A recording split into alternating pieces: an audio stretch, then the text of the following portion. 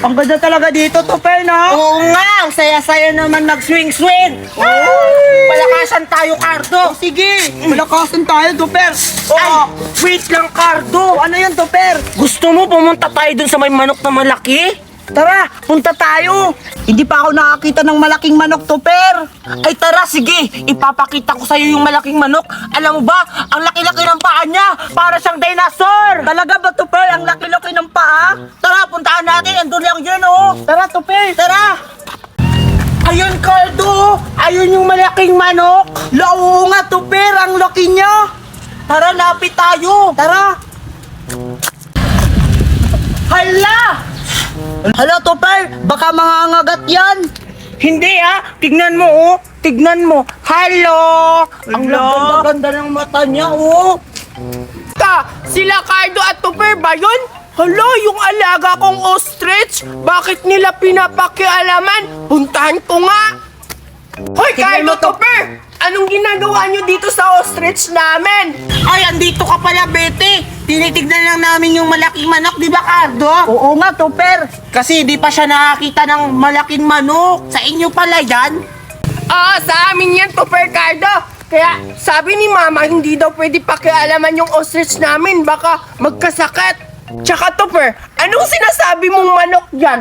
Ang laki-laki niyan? Ang liit-liit lang ng manok? Hindi manok tawag dyan. Ostrich ang pangalan dyan. Ostrich? Hala, tignan mo, lumalapit siya. Oo nga. Nakakatuwa naman yun, Betty. Tignan mo, yung mata niya sumusuong sa butas.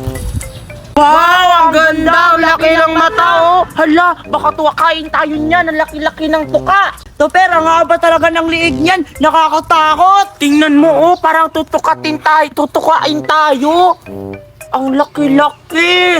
Ang ganda naman ng alaga niyo, Betty. Ang laki-laki ng ostrich. Oo nga.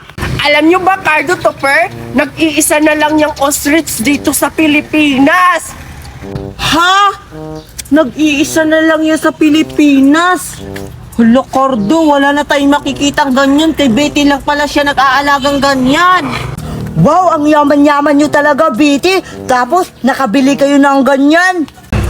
Naman, mayaman kami, Cardo. Sobrang yaman. Afford namin makabili ng swimming pool, tsaka duyan, tsaka yung ostrich, tsaka marami pang kaming mga ibon doon. Gusto niyo ipasyal ko kayo?